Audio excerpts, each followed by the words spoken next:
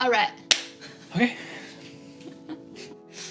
It's coming to the end of 2022, and we just wanted to specifically take a moment to thank you guys, because really this whole year has been a step of faith for us, and we wouldn't be here without you, without our friends and family and everybody who's praying for us, people who are supporting us, people who just love us. This has just been an interesting year, to say the least. I wouldn't say it's been our hardest year, but it's definitely been maybe the weirdest year of our life, yeah? It's been difficult and weird. Yeah, but obviously it's not as difficult as like the year with Rowan or anything. There's been maybe different challenges. Yeah. And that's why I say different and weird. Yes. Yeah, sure. So for us, 2021 finished out with us moving out of our house, right? Or our apartment. Yes. Yep. Right after Christmas, we started packing up. Not just our Christmas stuff, but our whole house. Yeah, with what, 14 inches of snow or something, or like 12 inches of snow? Yes, it decided to snow a lot. Yeah. And then we left January 19th for Spain, and we were supposed to be there 3 months, but we ended up having to cut it short because we needed to apply for our visas. And then, so we came home, like what, mid-March? Yeah. Yeah, because then 2 weeks later, we went and we applied for our visas on the 30th, I believe, of March. And so that's what started our road trip, right? And then what? So we moved out, went to the Basque Country, and then came back and applied. And then while we were waiting for our visas, we thought, oh, we'll just take this time to finally go fundraise, because we hadn't really had the opportunity to do that yet. We had a little bit here and there, but never where it was our full time, this is where our focus is. And so we were home for the 2 weeks, went and applied, and then went straight on a 4-month road trip. Yeah. And within week one, actually on the way, before we even applied, we had our first car problem. Oh, I don't even remember that. Or, no, I think it was after, because we were on our way to Andrew and Shayna's, I think. Yes. But it was like a day after we applied. I remember texting Shayna and Andrew. Yeah. So first, the brakes tried falling off, literally falling off the car. And then we drove through Southern California for a little bit and fundraised, saw friends. We went to Arizona to see your brother and fundraise there, and came back to other California. places. Back to California, yeah. We went to Nevada. We went up through like Lake Havasu in Vegas, and then through Reno. kind of the most useless parts of the country, just like rocky desert, nothing. But yeah, then we went to Reno, and from Reno we went through more useless parts of the country up to Boise. Boise, there's actually the largest gathering of Basque people outside of the Basque Country. We have a supporting church there now, and it's great. And then we finally made it home. Not to discount the other, 4 times something tried to happen with the car? Yeah, there was a lot of car issues on Yeah. that trip. And during that trip, I swear, and it still feels this way, that the kids were sick, at least one kid every day or every week. Jail passed out in Vegas. Just, we had a lot of... They could get to do VBS, though, They, for a like week. what, 3 times? In Reno. Didn't they do more than one? Maybe 2 of them. 2 of them? Okay, they did get to do a VBS, yeah. Which was And fun. yeah, and during that time, I know we listed before, but we stayed in so many different hotels, Airbnbs. The first part, we were camping a lot. We stayed in like 19 different people's homes. Yeah, which we loved. Like, that was... Which was insane. Yeah. We were packing up our van probably like every 2 days. But we stayed with 19 different people, which was super awesome because we loved seeing a lot of our old friends and even meeting new ones that we didn't know who were kind enough to let us stay in their homes. And then, yeah, on top of that, 19 hotels and a couple campsites. And we probably would have camped more, but it was like the desert, and we didn't realize how hot it was going to be. And Yeah. So with that, that's actually one of my favorite parts of it all, because I love people, and not that you don't, you love people too, but I'm extroverted and I'll go out with people 24/7. That was one of my favorite parts. One of my favorite things was just seeing old friends, people from Bible college, people I interned with, people even from Hungary that we knew, and being able to just stay in their homes, and they were so gracious and loving to us and kind, and it was super fun. So that was one of my favorite things. What was one of yours? I mean, I loved that too. I think it's really cool and encouraging to see, because a lot of friends were from Bible college who are still following the Lord, still in full-time ministry, and some are even leading churches of their own right now, which is crazy. And so it was just fun to peek inside their life and see their church family and everything that they're doing. So it was just super neat. I loved that too. That was probably a highlight. One of my favorite memories was actually early on. So when we went into Yosemite, I mean, camping was fun because I love to camp. I love being outdoors. And so just taking JL and Emberly and Declan like to the main waterfall at Yosemite and just having them run around on those huge rocks and just see it and be so excited, and just watching them enjoy nature was really cool. Or even like you guys all went to sleep, but I grabbed JL and we went stargazing, I think super late at night, and that was really fun. And or another one for me, Arizona. Like we were driving to Arizona, which as you know is mostly desert, all desert. Is it all desert? I don't know. And it was so late, but there was this like turn-off road, maybe to go into a park, I don't know. But we literally turned off the road, drove maybe, I don't know, an eighth of a mile down the road, and turned off all the lights and got out and just looked at the stars. And that was so much fun. All the kids were sleeping at first, so it was just you and me. And then I think we got JL out. I don't know if we got everyone out, but that was... I don't remember that now. I feel like Declan came out. Yeah. Those were just, like, those kinds of things are my... I don't know, core memories, you know, those ones. And then, honestly, my absolute favorite one of this whole year was actually just like 2 days ago. We had one of my old youth students over, and we were praying for her, and she was praying for us. And if you didn't know, Declan's name means man of prayer, which is really cool. But I think just from having our kids watch us and see what we do, Declan walked over to us as we're praying, and I just kind of reached my hand down, and Chelsea did too, and he just reached up, grabbed our hands, and prayed with us. He bowed his head and bowed his eyes. And it's probably for at least like 2-3 minutes that he just kind of sat there and prayed with us, and I think that was really cool because... And he's done that a few times, actually, like at the Finleys, when the AJM gathering was there. Everyone was circled around and spending time just praying, and he came up and like sat down and was praying, and so it's cool. Because we obviously, like most people, worry about our kids and want to make sure they're being raised right and everything. And just those moments are really awesome when you see just little glimpses of them and their little spiritual lives showing out. So did you have another favorite memory or anything like that just stood out? Because those were mostly mine. You can't live vicariously through me. Yes, I can. I don't know. Nope. All right, cool. Oh my god. It's a slow clap. Oh my god. Oh, right. That reminded me of my favorite Chelsea moment was when she crossed the border into Mexico and had to sit there for 2 hours. So she got churros, and there's this shot of her being like, I got churros. They're so good. Like it was. He like screenshotted my face. Oh yeah, it's great. I have it. Maybe I'll get it up on the video. We'll see. Yeah, anyways. I don't know how one accidentally drives into Mexico. One does not simply accidentally drive into Mexico, but you did. Apparently it happens. I don't always drive to Mexico, but when I do, I get churros. So another thing, we don't want to just sit here and only show you the great things, but we also don't want to show you only the bad things, and we don't want to sit here and complain. We like to live in the middle, so we like to talk about the ups and the downs. So yeah, the trip was really fun, and there was a lot of great stuff, but there's a lot of down things. Like we said, this has been one of the second hardest year of our lives, and the weirdest for sure. And so there's a couple things just like what has been really hard. So sure, car problems were hard. That was frustrating. And I feel like the van, even the other day when it was snowing and the freezing rain came, all of a sudden it starts to get a water leak through the airbag area. That was frustrating. And there's normal frustrating things, but I think there was a lot of spiritual attack this year. Which is kind of crazy because, like you said, we don't want to, like, I think people tend to glorify, like, missionaries or pastors and their lives. And I always expected and knew that being a missionary was difficult. That's one thing that we've learned, that one, like being on the field, that you're extremely lonely. A lot of missionaries struggle with depression, and there's just no one to fellowship with, and it's so hard. But I didn't anticipate that until we got there. I thought that was all stuff that was going to happen once we're on the field. And I anticipated that and was ready for that. But I didn't think that it would happen before we got there. So I guess, yeah, this whole year I think has been extremely difficult in a lot of ways. Yeah, and not often, but sometimes from the people we didn't expect, like close friends or family sometimes. And we have people who are so encouraging too. So again, like not just trying to, but just right now, just be honest that there's just been some really, really difficult times that we've had to go through and pray through and just really kind of even sometimes ignore, have a soft heart but a thick skin, and to just continue to love people even though it can be really hard. And so, yeah, there's that kind of spiritual attack. The car, I feel like, was spiritual attack constantly. And our kids. Our kids being sick all the time.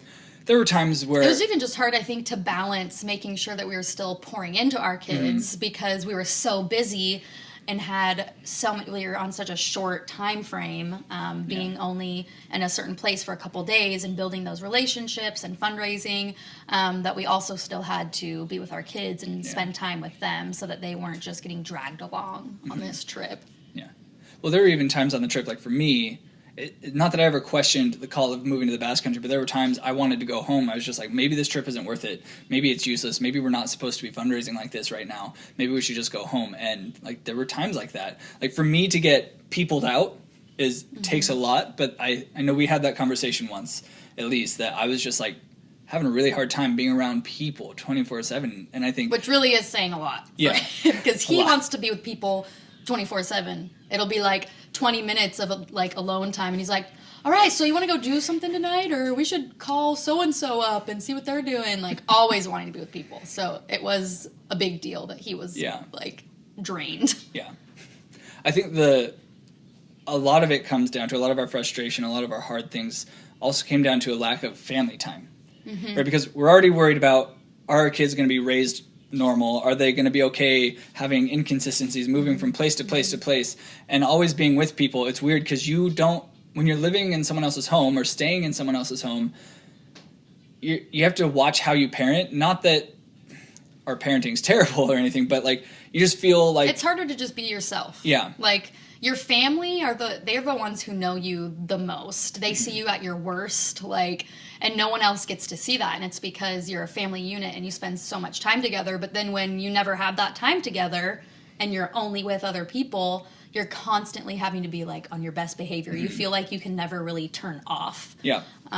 There's literally no rest. So parenting, marriage, literally everything, like how you act, like it's just really difficult sometimes. Yeah. And like, because let's be honest, married people fight too. And even so, when we were in the Basque Country, it was hard to fight, which sounds weird, but because... To have any kind of argument, because there was no space for it. Yeah, there was no space, because we had, Sarah was living with us, and it was great, but she didn't even have her own room. That's true, yeah. If so she had it's her not own like room, it might have been it's not like she different. could be up in her room with the door shut, and we're down in our room with our door shut. Like, we were the only ones who had a room. So everything else was, like, open. Yeah, and so... we were whisper fighting in our room occasionally, and it was just so much fun. Which also makes bedtime hard. Yeah. Putting kids to bed when they don't have a room. You can't shut the door, and so then you have to either be quiet, like, because you're down below, and they're up there and can hear everything you're doing, or if you want to watch a TV show, like, you can't really do that. Well, and Declan slept in a pack and play for 7 months before we got a crib. Yeah. I think, for a long time. So, yeah, I think a lot of that, because then we feel drained and exhausted from that. We feel... Everywhere we go, there's just, not that there was pressure, but we still feel it, not because of any certain individual, but because of everything that we've done and everyone we've been with. It was just on us constantly. Another thing for me that was kind of hard was feeling like a sense of a lack of purpose, because for 8 years I was a youth pastor and I had things to do. I had people to hang out with and to disciple and to plan camps and events, and then... to kind of just be on the road, like I had to come to terms that my purpose was actually to fundraise. And because just as much as God has called us to the Basque Country, that means he's called us to fundraise. And so that's what I kind of had to learn through that. But it was actually really hard for a while, just feeling like I didn't really have a purpose in my life other than I'm supposed to be in the Basque Country, but I'm not there. And so kind of just feeling like this stuck in between zone. That was kind of weird. I didn't like it. That doesn't even begin to touch the tip of the iceberg, I wouldn't say. There's so many more things, ups and downs, a lot of really great things, a lot of fun. We made sure to make family memories, and then a lot of really hard things. Crying, anger, frustration, just all of it. So, now we want to talk about just some things. Here's some things that we've learned this year. Not all of them, of course, but obviously one of the frustrating things was that we applied for our visas last March 2022, and we are now the end of 2022 and still don't have our visas. And so we're just continuing to learn about God's timing. Just the things that he has us here for, I think, to build more relationship with our family while we're here, to trust in him more, to be just in love with him more, and to even make sure that purpose is in him and not in the things that we do. Our identity, yeah. But yeah, God's timing is not fun all the time. And we've had to learn to be patient, right? Yep. Which is interesting, because I remember years ago I was talking to my youth kids about being patient. And it's like, being patient is, you think you're patient until you hit a certain point. Everyone has a point that they're patient till, and then they're not patient anymore. Like, this is what I want to be, but I'm not there. Oh, but I'm going to be patient. But then you hit a point and you're just like, I don't want to be patient anymore. So yeah, we've had to learn to be really patient longer than we want to be. And I think that's especially frustrating because we can't do anything about it. Want to talk into that a little? I mean, yeah, literally there's nothing we can do. We can't even apply for like a new visa. Let's say, because they haven't even denied us this one yet. They've literally done nothing, because there's other visas that we can get. But we can't apply for them until they've actually denied us of this one. So they haven't denied us, haven't approved us. They will not respond to phone calls. They will not respond to emails.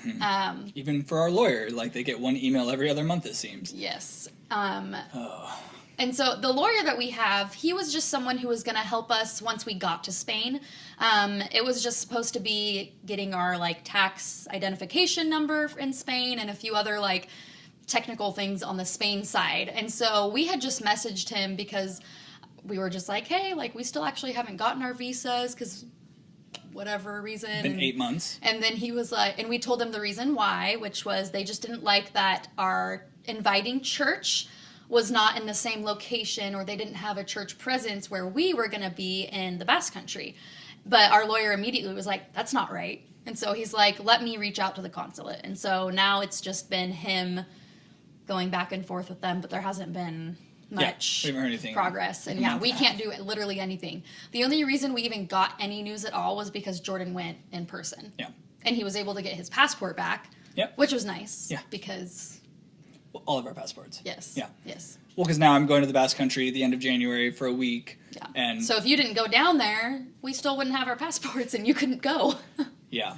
Yeah. So that's been really frustrating because we can't do anything. And that's a thing that feels weird. Sometimes we go to our home church where people are supporting us, but we're just kind of there.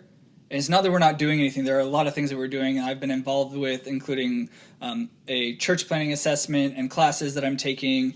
And I'm apparently a fundraising coach with AJM, and we've helped create this course for fundraising, and we're excited to see what that looks like. And we are fundraising ourselves and seeing family and friends. And on top of that, other things that I'm doing and what Chelsea's doing. And so it's not that we're not busy, but still, when you feel like because these people are supporting you, you're supposed to be there. Yeah. But we're not doing it. It's an odd, weird thing. Yep. Yeah. One thing that has come up for me over and over, because all of these things are frustrating, and even Chelsea's been really annoyed with the consulate. Like, I just don't understand why they're doing this. Why can't they? Whatever. I'm like, you need to go back in person again. Yeah. Which bug them. I might. Who knows?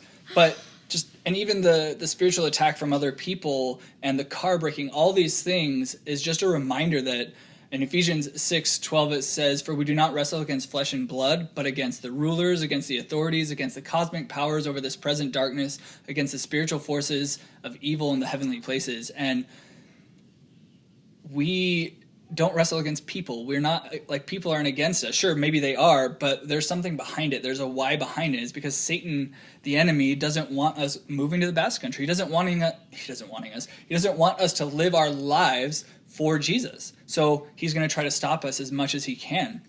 And he really has tried over and over and over. But I think the funny thing is that every time Satan's tried to stop us with something major, it's made us want to go more. Mm-hmm. Right? Yeah. Every situation that Satan has tried to make hard for us, whether it's an individual, a hard place that we're in, battery dying in the middle of the desert, literally trying to kill us. Luckily, we stopped and got an extra battery. All those things, whatever it may be, has never made us doubt our call. Mm-hmm. In fact, it's made us want to be over there more. Yeah. And so it reminds me of how, what the enemy intended for evil, God intended for good. Gosh. How did we not think of that? No, one? I was just thinking right there? Yes. Do we just have a moment? I was waiting for you to finish so I could talk about Joseph, and then that would lead into that. So crazy. Just had a moment. Just had a moment No, there, so now guys. I'm going to talk about it then, since you brought it up. Literally, Joseph had all the worst stuff happen to him. His brothers, his own family, flesh and blood, sold him. That's already crazy. He got blamed for something he didn't do, right? Potiphar's wife, that was Joseph. Yeah. And got put into jail and stuff like that. So then he's in prison forever. And then he finally, the story comes out, he tells the Pharaoh his dreams or whatever, and starts to become, he's in charge of Egypt. And it's crazy because he literally saves all of, the Israelites by... Oh, literally the world. Yes. The known world at that time would have died. Because Egypt would have saves died. more than that. If Joseph didn't interpret Pharaoh's dream and save all the food, the entire world would have been devastated. Yeah. But because of that, it ends up saving the entire population of the world. Which is awesome, but then it's we almost, once you get to that part, we're like, yeah, that's awesome. And then you forget, it's did you see how many obstacles he had? Yeah. But it even tells you in Scripture with that story, he tells his brothers, what Satan intended for evil, God meant for good. And so even all of the hard things that we're going through with fundraising and having to wait and just the spiritual attack just coming from every angle, what Satan intended for evil, God intends for good. And so we know, especially in Romans, he talks about that all things work together for good for those who love God and are according to his purpose, which is, that's it. You had another verse too. Yes.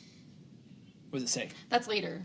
Later? You want to talk? It makes sense. I guess it was just for me, things that I've personally learned. And so the biggest one for every situation with dealing with people or, I don't know, it's just, or even when other people have come to me with things that they're struggling with, the biggest verse that has been coming to my mind is from Galatians 6:9. And let us not grow weary of doing good, for in due season we will reap if we do not give up. And so continuing to not grow weary. But it's not just to not grow weary, it's to not grow weary in doing good.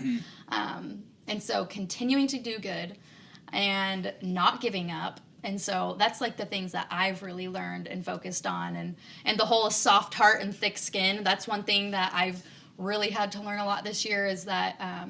sometimes, and this is for anybody, anything you choose to do in life, there's always going to be somebody who disagrees with you and what you're doing or how you're doing it, or they don't think you should be doing it at all. And that can be really discouraging sometimes. And so to learn to have a soft heart and thick skin, to not let it bother me, to not take things personally and let it completely affect me, and just being Jesus to them and continuing to have, I think the soft heart is the biggest one, because I tend to just get super angry, and it affects me. Yeah. So those are the biggest things I've learned, I think. Yeah. Well, and then even little things with our kids. So we were talking to someone at a church, and she said, with kids, everyone's so worried about, they need a normalcy, they need a schedule, right? And there's been studies done that show routine. They thrive in routine. It's scientifically proven that they need routine, and Yeah, but then we were talking to someone who said they were talking to someone who either worked on that study or who studied it more, like a therapist or someone. It was like a college course, like someone who was actually like... Yeah, and all that makes profession. sense until you throw church in there. Faith. Once you throw faith in there, it's like a wrench that it just goes out the door, because faith is that thing that is constant. Faith is that thing that is just always there. And so they don't, not that we're not trying to give our kids normalcy, but because we have that, it counters that problem. And then even for us, like she encouraged us that we are their normalcy. Wherever we're at, wherever we've been, our family is still together. We are still just besties. We're great friends. We love each other. And we're that normalcy for our kids. And so even those things of, are we raising our kids right? Is this good? Like, God just encouraged us even with that. And there's just been a lot of things.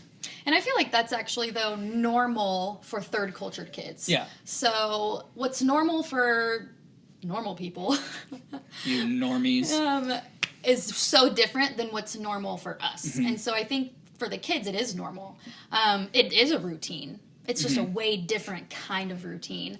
And so that's what I think of too, because third cultured kids, which we've learned a lot about missionary kids where they grow up in one country, but they're really from this country and they never really have like a place where they belong, but that is like their normal. And it is difficult. There's a lot of difficulties in being a third culture kid. And we haven't even hit the peak of that at all because we're still in our culture. But it does feel like they don't have a home still, though. Yes. Their home has like been their van. That's been the one constant thing. Living in a van down by the river. As soon as if that van were to break down and we sell it, everyone's going to like break down. Oh no, I will. The day that van is gone, I will not be mad. It's on its last leg. Shh, no, we don't know that. Anyways, with all of these things, I think I was actually at the pastor's conference sharing with another youth pastor friend, and he actually encouraged me too. He's like, way to stay confident and stick to what God has called you to. Not to say that we're any better or anything, but this whole year, we have had to stick to the confidence of the call that God has for us in our lives, of moving to the Basque Country and going where God is leading us. Like, we've just seen evidence of it through the Spirit, through the Word, through just thing after thing after thing, just showing us that's where God has for us. And so we've had to be confident in it, because otherwise, if it took us 9 months to get our visas or a year and we're not confident in that call, I guess maybe this isn't what God had for us. Or the situations we went through with just some things, and I guess maybe this isn't it. But again, we feel the confidence that this is what God has for us. And Christian living isn't always easy. It's not just, I think that's the biggest thing, is we know that it's not going to be easy. Yeah. I think that's the biggest, for me anyways. Yeah. Okay. Biggest one ever, and I wanted to talk about this, and we actually learned about this in Hungary when we went to the missions training program when we first got married, and we were actually both in the class, Nehemiah, and it's super crazy because Nehemiah was called to rebuild the wall. He knew he was called, but he had so much opposition, like from the get-go. Like, it was not easy at all, like from people who were against him. There were people, he had to get all the supplies, and he had to somehow inspire the people to even want to rebuild the wall. There was just a lot of things that he had to go through. And he could have easily just quit and been like, well, this is super hard, so obviously maybe I misjudged and God didn't really call me to build this wall. But he was confident in it, and God had called him to do that, even like in the middle of so much opposition. So read Nehemiah. Yeah. I think knowing that it's going to be difficult, knowing there's going to be obstacles, that's what makes it easier to have confidence in the calling, I think. Yeah. Because it's not going to be a walk in the park, I think. For some people, maybe, but I feel like for the majority, it's very difficult. All that to say, we are, again, super thankful for you guys. Super thankful for our old friends, our new friends, everyone who supported us, prayed for us. Please continue to do so. We are still fundraising, so please pray about supporting us. If you're not, pray in the name of Jesus that our visas come very quickly, and let's just see what God's going to do in the Basque Country. We're excited. We're still excited. Our joy is still there. Our desire to just see God do great things is still there, and so we're really just looking forward to what He's going to do in 2023. And so pray for us. Let us know if we can pray for you. Let us know if you want to be a part of our team, whatever. It's been great. If you're local and want to hang out, we're free. Also true, yeah. This is Fireside Chats with the Fakers. We'll see you guys next time. Happy New Year. Bye.